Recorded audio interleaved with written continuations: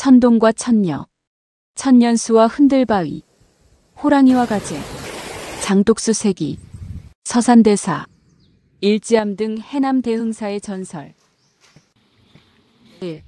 천동과 천녀. 천동과 천녀는 듣거라. 너희들은 천상의 나의 궁궐에서 남녀 간의 사랑을 몰래 하여왔다.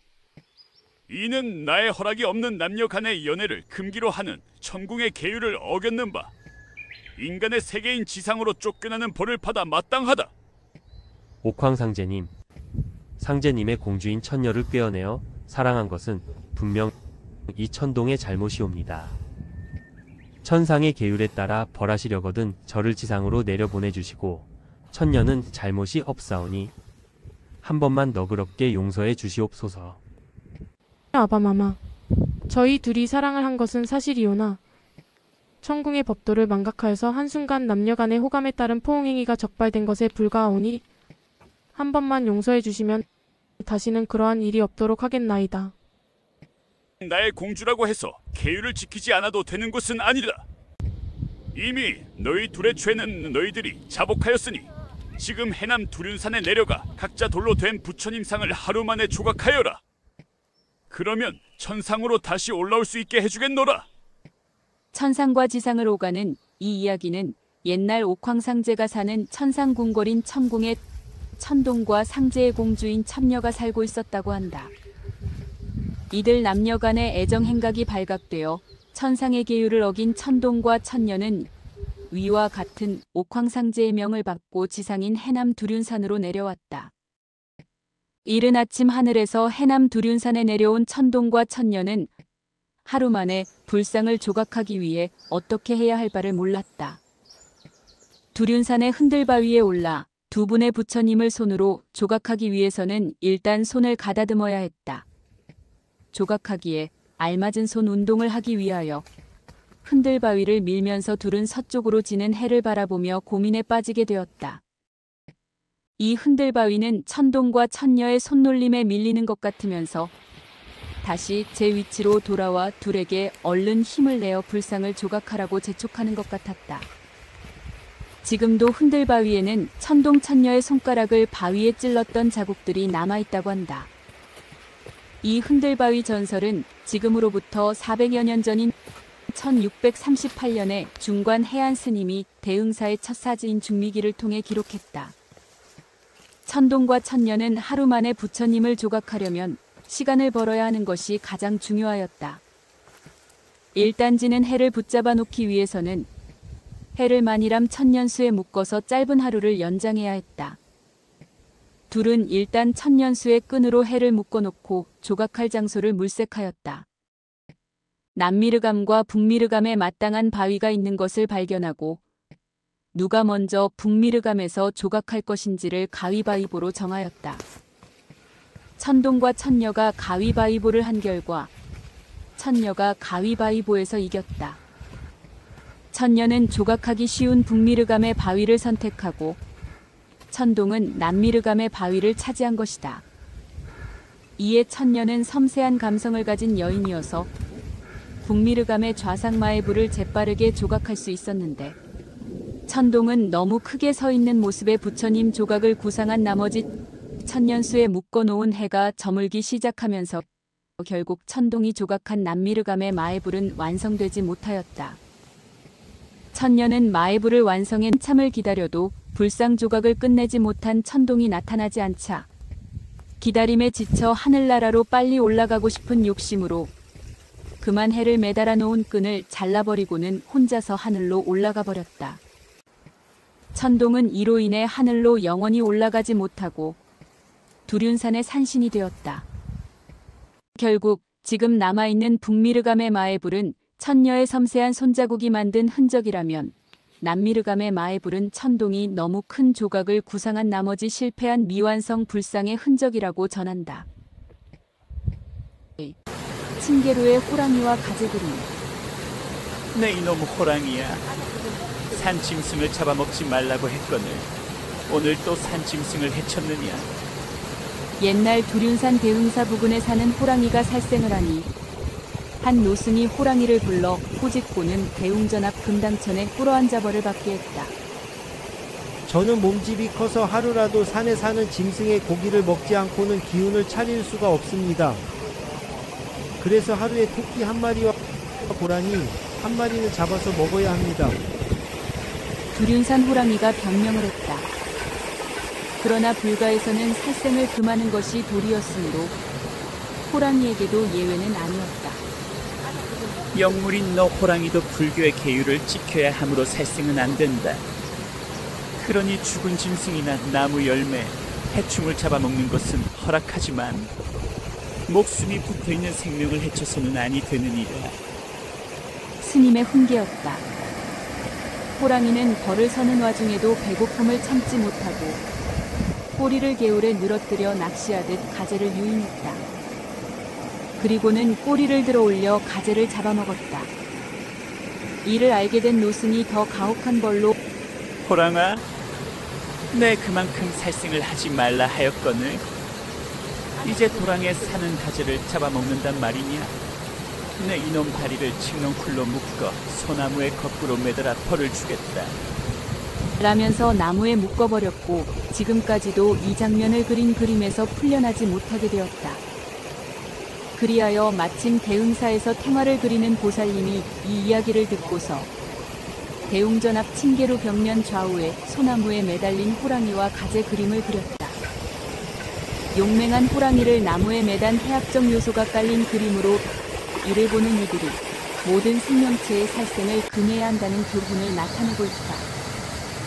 한 해설가는 이 그림에서는 용맹과 공포의 상징인 호랑이가 산 가재를 잡아먹다가 노스님에게 들켜 벌을 받는 민화적 이미지로 표현되고 있다. 라면서 특히 불교에서는 살생을 금하고 있어 이를 어긴 호랑이를 죽이는 것 또한 살생이어서 노승이 나무에 매다는 벌을 준 것이다. 라고 설명했다. 호랑이와 가재 그림의 배경은 대흥사 대웅보전 입구 칭계루 앞쪽 벽면에 그려져 있다. 칭계루는 대웅전을 드나드는 유곽이고 바로 앞에 있는 신진교 아래로 금당천이 흐르고 있다. 대웅보전과 마찬가지로 칭계루 편액은 조선 후기 최고의 명필로 불리는 원교 이광사의 글씨로 유명하다. 이 칭계루 입구 외벽 위쪽을 잘 살펴보면 편액 왼쪽에는 나무에 매달린 호랑이 벽화가, 오른쪽에는 가재 벽화가 그려져 있는 것을 볼 수 있다. 3. 대흥사 장독수 헤아리기. 해남 대흥사에는 장을 담거나 발효 음식 저장을 위해 쓰던 커다란 항아리 장독이 수백 개 있었다. 사람이 죽어서 저승길에 들어설 때 저승사자로부터 그 장독들의 숫자를 세어봤는지에 대한 질문을 받는다. 옛날에 한 선비가 해남에 살았는데 평상시에 행동이 바르고 성품도 착해서 선행을 많이 했다. 가난하게 살아도 절에서 스님이 시주하러 오면 있는 살림 없는 살림 모두 모아서 시주하였다. 그 선비가 나이가 들어 숨을 거두었는데 저승길을 가자면 그 해남 대흥사를 지나가야 했다. 선비는 대흥사에 있는 장독의 숫자를 세면서 길을 가는데 장독이 하도 많아 세다가 잊어버리곤 했다. 그러면서 그 장독을 계속 세고 있으니깐 저승사자가 와서는 그만 세시오. 그것을 언제 다 세고 있을 것이오. 선비는 나를 따라오시오. 하면서 극락정토로 잘 데리고 갔다. 그런데 그 선비가 살던 인근 고을에 한 심술궂은 부자 양반이 살았다. 이 부자는 벼슬을 마치면서 농토를 많이 사들여 머슴들도 여러 명 부리며 호의호식하면서 세도를 부렸다. 그런데 그 양반은 거지가 와서 음식 구걸을 해도 발로 탁 차서 쫓아버리고 스님이 시주하러 와도 목탁이나 바랑을 뺏어 내던져버리면서 행패를 부렸다. 그 부자도 나이가 들어 죽어서 저승길을 가는데 이 양반은 대흥사에 있는 장독을 본 척도 안 하고 가다가 저승사자를 만났다. 저승사자는 부자한테 오는 길에 장독은 세어보고 왔으니까. 하고 물었다. 그 부자는 나는 그거 다 세어보고 왔어. 라고 거짓으로 대답했다. 그래서 저승사자는 장독이 몇 개인지를 물어보았지만 부자는 어림잡아 대충 대답하는 것이었다. 그런데 사실 장독대들의 숫자가 너무 많아 죽은 이들은 그것을 세다가 잊어버릴 수밖에 없으므로 그 장독들을 다 세어봤다고 대답한 이들은 큰 벌을 받게 된다. 이처럼 저승사자가 그 독을 세어봤는지 안 세어봤는지를 묻는 까닭은 사람이 생전에 살면서 자신의 분수에 맞게 살았는지 아니면 대충 살면서 잘잘못을 하였는지를 따지는 통과 의례 같은 절차였다. 이에 사려 깊은 선비는 저승길 가는 길에 장독대를 들여다보면서 그것을 세다가 좋은 곳으로 가게 되지만 부자는 장독들을 무시하고 길을 가다 벌을 받게 된 것이다. 이리 헤아리나 저리 세나 저승사자는 악행을 많이 한 자에게는 그 숫자가 틀렸다고 하면서 그 악한 자를 유황불이 끓는 지옥 세계로 데려간 것이다. 4. 천불전과 옥석 불상. 다음은 대흥사 천불전 건립과 관련하여 전해지는 설화이다. 건축일을 맡은 목수는 1,000분의 불상을 모실 천불전 정각을 지을 때 못을 전혀 쓰지 않고 목침을 끼워서 지었다고 한다. 대흥사주지 스님이 천불전을 짓기 위해 인근에 이름난 목수를 불렀다. 그런데 목수는 몇 달 동안 건물은 짓지 않고 목침만 깎고 있었다. 목수의 이러한 모습을 지켜본 승려는 저 양반이 건물을 도대체 언제 올리려고 저렇게 목침만 깎고 있을까? 라고 말하면서 목수 모르게 목침 2개를 숨겨두었다. 잠시 뒤 스님이 목수에게 가보니 목수는 짐을 싸고 있었다. 스님이 아니 왜 저를 안 짓고 가려고 하십니까? 라고 묻자 목수가 내가 이제까지 목침을 다 깎았는데 2개가 부족합니다. 내 정성이 부족한 것입니다. 저는 부처를 모실 법당을 지을 자격이 없습니다. 라며 다른 목수를 불러다 건물을 지으라고 하였다. 승려는 내가 장난을 한 것이오. 라고 사과하면서 숨겨놓은 목침을 돌려주었다. 목침을 돌려받은 목수는 못질 하나 하지 않고 오직 나무로 만든 천불전을 지었다고 한다. 이 천불전과 1,000분의 불상이 1811년 화재로 타자 불에 타지 않는 옥석으로 천불을 다시 제작하였는데 옥석의 산지인 경주에 40여 명의 스님이 모여 오랜 시간과 공을 들여 천불을 완성했다. 완성된 불상은 큰 배에 768개, 작은 배에 232개를 싣고 1817년 울산 바다를 출발했는데 작은 배는 남해안을 거쳐 전남 해남에 도착했으나 큰 배는 동네 앞바다에서 풍랑을 만나 일본 나가사키에 표류하였다. 일본 측에서는 불상이 바다를 통해 온 것을 상서롭게 여겨 일본 땅에 768부를 모시는 절을 짓고자 하였으나 일본의 한 승려 꿈에 그 불상이 나와서 저희들 옥석은 조선국 해남 대흥사로 가던 길이었으니 일본 땅에 봉안될 수 없습니다. 라고 말하자 일본은 표류한 승려들과 불상을 1818년 되돌려 보내주었다. 불상을 실은 큰 배의 일본 표류 이야기는 큰 배에 탔던 풍계대사가 쓴 일본 표회록과 일본 화가가 표류해 온 불상을 보고 그린 조선 표객도 그림에 남아있다. 또한 소식이 끊겼다가 1년 만에 살아서 돌아온 일행과 고스란히 도착한 768개의 불상의 소식을 당시 강진에 유배와 있던 다산정약용이 듣고서 일본에 다녀온 불상 업계에 한자로 날 일자의 표식을 남겼다. 5. 두륜산과 대흥사. 서산대사와 대흥사. 두륜산 대흥사는 전쟁과 같은 큰 재앙이 미치지 않아 1만 년 동안 흐트러지지 않을 곳이니 나의 가사와 바루를 대흥사에 보관하도록 하라. 의는 서산대사가 열반에 들기 전 남긴 유언이다. 해남 대흥사는 일찍이 조선시대 서산대사가 전쟁을 비롯한 삼재가 미치지 못해 만년 동안 흐트러지지 않을 땅이라 하여 그의 의발을 이곳에 보관토록 한 명당 자리다. 실제로 해방 후 6.25 전쟁 당시 해남군이 북한군에게 점령당했음에도 대흥사는 아무런 피해를 입지 않았다고 한다. 대흥사의 유래와 관련해서는 백제 구이신앙 7년인 426년 신라의 정관존자가 만이람을 창건하고 그 후 백제무령왕 8년인 508년에 이름이 알려지지 않은 선행 비구가 중건했다는 기록이 만이람 고기에 나온다. 또한 중미기에는 신라 버풍왕 1년인 514년에 아도화상이 창건했다는 기록이 전한다. 임진왜란 때 서산대사 휘하 승군의 본영이 있던 곳으로 1604년 서산이 자신의 의발을 이곳에 보정케 한 후 크게 중창되었다. 초의선사를 비롯한 13명의 대종사를 배출하였다. 1520년 평안도 안주에서 태어난 휴정서산대사는 오랫동안 묘향산에 살았으므로 사람들이 그를 서산대사라 불렀다. 대사는 외란이 일어날 것을 미리 알고 그 대비책으로 사명당이라 불린 유정, 처영 등 제자들에게 무술을 가르쳤다.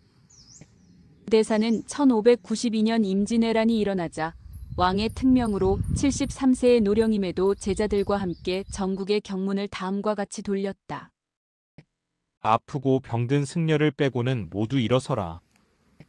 내 목숨을 버려 중생을 구하는 것이 부처님의 가르침이 아니고 무엇이겠느냐? 중생이 사는 땅을 지키는 것이 우리의 의무이며 나라가 있어야 불법도 펼 수 있는 것이다. 라면서 승병 5,000명을 규합하여 활약하였다. 1604년 1월 묘향산 원저감에서 설법을 마치고 자신의 영정을 꺼내어 그 뒷면에 80년 전에는 내가 나이더니 80년 후에는 내가 너로구나. 라는 시를 적어 사명당과 처영에게 전하게 하고 가부좌하여 앉은 채로 입적하였는데 우리 나이 85세, 범남 67세였다.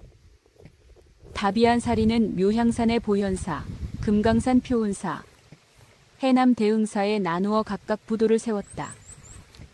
서산 대사의 의발 등 유물 일괄은 해남 대흥사에서 소장하고 있다. 의발은 임진왜란 이전부터 사용하던 것이다.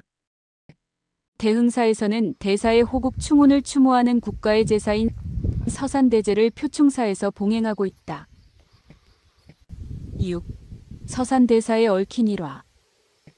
서산대사가 젊어서 중국을 유람하고 요동석숭의 집에가 흰색으로 짠 비단인 백공단에 금강산이 나오는 병풍 그림을 그려주고 청금 수표를 받아 압록강 변방 마을에 이르렀다.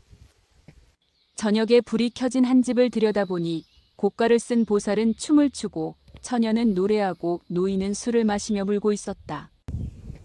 대사가 들어가 그 연유를 묻자 노인이 내 성은 여씨로 나라에서 정한 국제를 범했다는 이유로 7년간 귀양을 갔는데 오늘이 내 환갑날이라 아들이 대신 남은 귀양살이를 하고 나는 집으로 돌아왔습니다. 환갑을 지내기엔 집안이 가난하여 며느리는 머리를 깎아 팔아 음식을 장만해 놓고 고가를 쓰고 춤을 추고 있으며 딸은 노래를 불러 나를 위로하니 저는 서름에 겨워옵니다. 라고 하였다. 또 저의 처가 죽었는데 장사를 치르지 못하고 있습니다. 라는 말을 듣고 대사가 청금 수표를 처녀에게 주어 어미의 장사를 치르게 하였다. 한편 요동에 사는 석숭의 아들인 석성은 당시 이조 정랑이었다.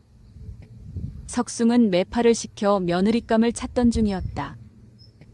매파가 여씨 처녀의 관상을 보니 대인의 부인이 될 상이라 석숭에게 추천하였다. 그러자 석숭은 당장의 석성을 그 처녀와 혼인시켰고 곧 석성은 병부상서가 되었다. 이에 석성의 부인인 여씨는 조선의 은혜를 갚고자 백방으로 노력하던 중에 임진왜란이 일어나 조선에서 원병을 청하는 사신이무니 남편인 병부상서에게 조선의 원군을 보내어 아버지의 나라를 살려주십시오. 라고 종용하였다. 그리하여 석성이 황제에게 적극적으로 건의하여 군사를 파병하게 됐다. 대사에 관한 다른 일화로는 서산 대사가 주술 도구인 주구를 얻어 사명당에게 준 설화이다. 일찍이 서산 대사가 경남 밀양의 임수성 진사댁을 방문하여 그의 아들인 사명당의 훈장이 되었는데 어느 날부터 한 동자가 사서삼경과 주역을 가지고 와서 모르는 대목을 대사에게 묻곤 하였다. 그 뒤 대사는 동자가 사는 서천 서해국에 갔는데 동자는 용왕국의 태자였다. 태자가 대사에게 글을 배웠으니 용왕이 특별히 대접하였다. 대사가 용왕국을 나올 때 벼루에 먹을 갈 때 쓰는 연적을 선물로 받았는데 그 연적을 사용한 글자를 쓰면 글자대로 모든 것이 해결되는 주구였다. 대사가 생을 마감하면서 하늘로 등천할 때 그 연적을 사명당에게 주어 일본에 가서 사용하여 외왕이 항복한다는 의미인 항서를 받아오게 하였다. 7. 서산대사와 사명당. 서산대사와 사명당에 얽힌 설화로는 육표점풀이와 도술경쟁담에 관한 설화가 구전된다. 하루는 서산대사와 사명당이 산마루에 올라 아래를 내려다보니 들판에 검은 소와 누런 소가 누워 되새김질을 하고 있었다. 그들은 어느 소가 먼저 일어날 것인가를 알아보기로 하였다. 사명당은 점괘에 화계가 나오니 누런 소가 먼저 일어날 것입니다. 라고 하였다. 그런데 검은 소가 먼저 일어나는 것이었다. 그리고 저녁이 되어 두 대사가 어느 집에 가서 저녁상에 무엇이 올라올까를 점치는데 사명당은 그날의 일진이 뱀 사자라 국수가 나올 것입니다. 라고 했는데 상 위에는 부침개가 올라왔다. 다음으로 도술경합을 벌였다. 수십 개의 달걀을 갖다 놓고 쌓기 시합을 하였다. 서산대사는 공중으로부터 내리쌓고 사명당은 밑에서 위로 쌓아 올렸다. 또 산붕어를 먹고 토해내는 시합을 하였다. 서산대사가 붕어를 씹어 물에 뱉으니 붕어가 힘차게 논이는데 사명당이 뱉어낸 붕어는 힘없이 움직였다. 또 하루는 점심때가 되어 장국을 내어놓았는데 바늘 장국이었다. 서산대사는 바늘 장국을 먹었으나 사명당은 먹지 못했다. 이와 같은 서산대사와 사명당의 도술경합의 설화는 언제나 사명당이 서산대사에게 지는 것으로 구술된다. 이는 서산대사의 법력이 사명당보다 높았기 때문으로 풀이된다. 8. 다음은 서산대사의 해탈시이다. 근심 걱정 없는 사람 누굴까? 출세하기 싫은 사람 누굴까? 시기 질투 없는 사람 누굴까? 흉어물 없는 사람 누구겠소? 가난하다 서러워 말고, 장애를 가졌다 기죽지 말고, 못 배웠다 주눅 들지 말게. 세상살이 다 거기서 거기인 것을, 가진 거 많다 유세 떨지 말고, 지금 건강하다 큰 소리 치지 말고, 권세 얻었다 목에 힘주지 말게. 세상에 영원한 것은 없나니, 잠시 잠깐 다니러 온 이 세상, 있고 없음을 편 가르지 말고, 잘나고 못남을 평가하지 말고, 얼기설기 어우러져 살다가 가세. 다 바람 같은 것이라오. 뭘 그렇게 고민하오. 만남의 기쁨이건 이별의 슬픔이건 다 한순간인 것을. 사랑이 아무리 깊어도 산들바람이고, 오해가 아무리 커도 비바람이며, 외로움이 아무리 지독해도 눈보라일 뿐이요. 폭풍이 아무리 새도 지난 뒤엔 고요하듯, 아무리 지극한 사연도 지난 뒤엔 쓸쓸한 바람만 맴돈다오. 다 바람이라오. 버릴 것은 버려야지. 내 것이 아닌 것을 가지고 있으면 무엇하리오. 줄 게 있으면 주어야지. 가지고 있으면 뭐하리오. 내 것도 아닌데. 삶도 내 것이라 하지 마오. 잠시 머물다 가는 것일 뿐인데 묶어둔다고 그냥 있겠소. 흐르는 세월 붙잡는다고 아니 가겠소. 그저 부질없는 욕심일 뿐. 삶에 억눌려 허리 한번 못 펴고, 인생 계급장 이마에 붙이고, 뭐 그리 잘났다고 남의 것 탐내시오. 훤한 대낮이 있으면 까만 밤하늘도 있지 않소. 낮밤이 바뀐다고 뭐 다른 게 있겠소. 살다 보면 기쁜 일도 슬픈 일도 있는 것. 잠시 대역 연기하는 것일 뿐. 슬픈 표정 짓는다고 하여 뭐 달라지는 게 있을까? 기쁜 표정 짓는다고 하여 모든 게 기쁜 것만은 아니오. 내 인생 뭐 별거랍니까? 바람처럼 구름처럼 흐르고 불다 보면 멈추기도 하지 않습니까? 그렇게 사는 겁니다. 삶이란 한 조각 구름이 일어남이요. 죽음이란 한 조각 구름이 없어짐이요. 구름은 본시 실체가 없는 것. 춥고 살고 오고 감이 모두 그와 같도다. 서산대사의 선교관은 선은 부처님의 마음이고 교는 부처님의 말씀이다 라고 한 말에서 찾을 수 있다. 이와 같은 정의는 사람은 누구에게나 불성이 있으므로 누구나 돌을 닦으면 성불할 수 있다라고 하는 성도문에 입각하고 있다. 직후 다음은 서산대사가 문득 깨달아 지은 오도송이다. 머리는 세어도 마음은 안 센다고 옛사람이 일찍이 말했던가. 이제 닭 우는 소리 듣고 장부의 큰일 모두 마쳤네. 호련히 본 고향을 깨달아 얻으니 모든 것이 다만 이렇고 이렇도다. 수많은 보배와 같은 대장경도 원래 하나의 빈 종이로다. 또 서산대사가 지은 임종시는 다음과 같다.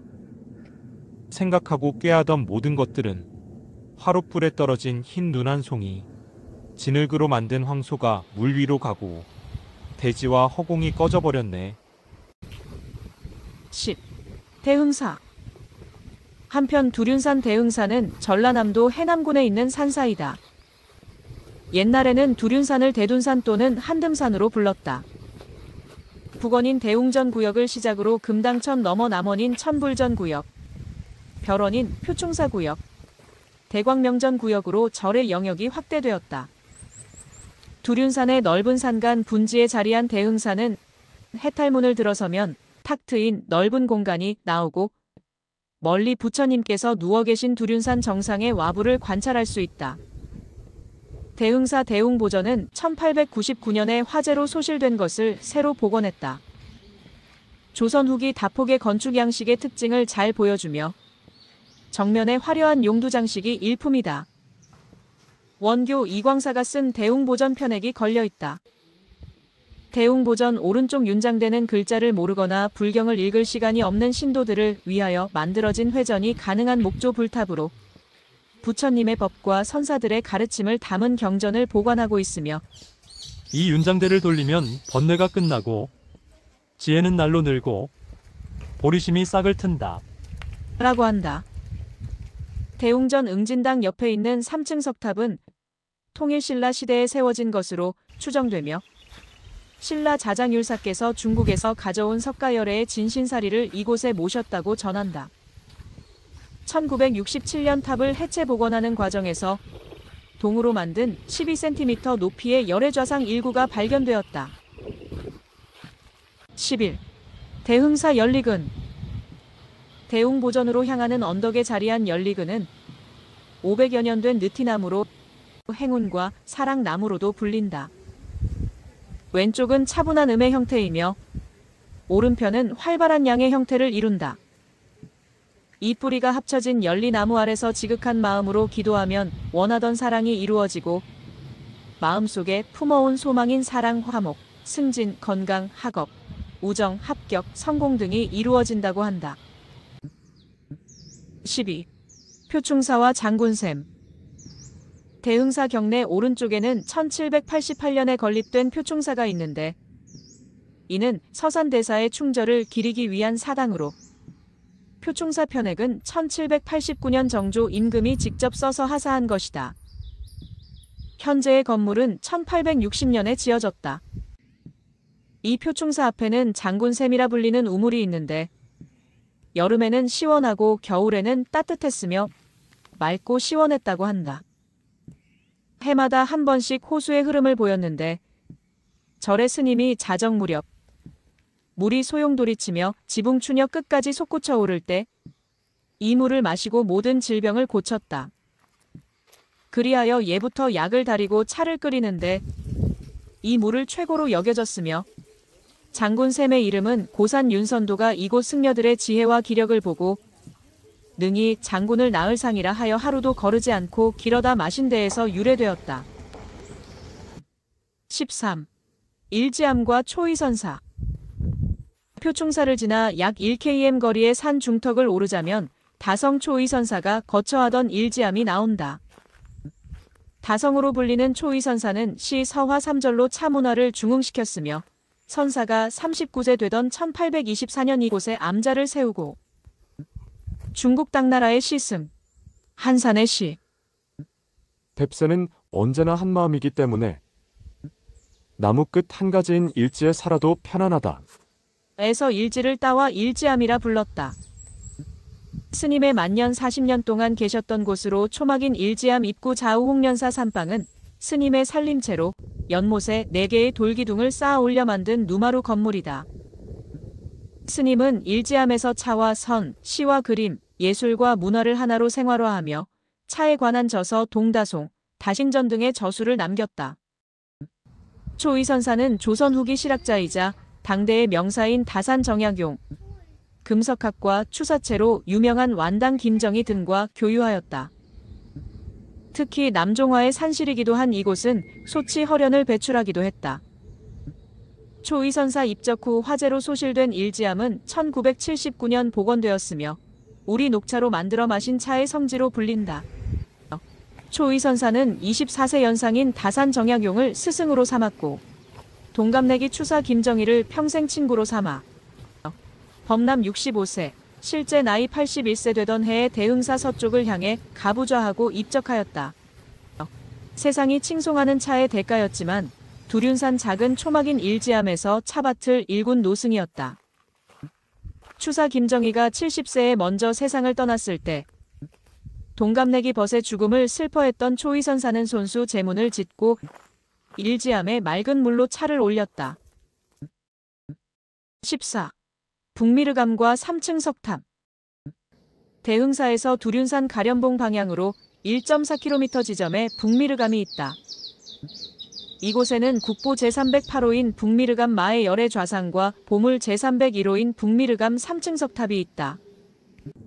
북미르감의 조성 시기는 고려시대 전반기인 11세기경으로 두륜산 산내 암자이다. 대둔사지에 따르면 북미르감은 1754년에 온곡 영탁대사가 중수했다는 기록이 있다. 북미르감이 부감으로 불려졌음을 알 수 있으며 근세의 연담 유일, 벽담 행인, 아암 해장 같은 고승들이 이곳에서 수도하였다. 북미르감은 용화전, 요사체로 이루어져 있으며 용화전은 마의 열의 좌상을 비롯한 산중탱화와 산신탱화, 1987년에 조성한 중종 위패가 모셔져 있다. 북미르감 3층 석탑은 2단의 기단 위에 3층 탑신을 세운 모습으로 기단에는 네 모서리와 가운데에 기둥 모양을 본떠 새겼다. 탑신은 몸돌과 지붕돌이 각각 한 돌로 되어 있으며 몸돌에는 네 모서리에 기둥 모양을 새겼다. 얇고 넓은 지붕돌은 밑면의 단의 수가 층에 따라 다른데 1, 2층은 4단, 3층은 3단의 받침을 두었으며 탑의 머리 장식으로는 머리 장식 받침인 노반과 솟은 연꽃 모양의 장식인 앙화가 남아있다. 1970년 보수 과정에서 3구의 금동 불상이 발견되어 현재 대흥사 성보박물관에 보관하고 있다. 탑에는 원래 부처님의 사리를 모셔놓았지만 시대가 지나면서 불상이나 경전을 안치하였다. 인도에서부터 만들기 시작한 탑은 나라마다 모양과 크기와 재료의 차이가 있다. 북미르감동 3층 석탑은 자연 안반 위에 기단부의 탑신부를 조성한 신라 양식의 3층 석탑으로 전체 높이는 4m 65cm이다. 원래는 3층 부위 지붕돌인 옥계석이 파손되어 있었으나 1995년 요사체 중수 때 함께 복원되었다. 기단부 자연 암석은 뒤에서 보면 평평하지만 앞에서 보면 92cm의 높은 층단을 이루고 있어 기단을 만들기 위해 쌓은 돌인 지대석 역할을 하고 있다. 안반과 기단 사이의 빈틈으로 빗물이 새는 것을 방지하기 위해 15cm가량의 홈을 파놓았다. 기단부 옆에 파놓은 홈도 같은 역할을 한다.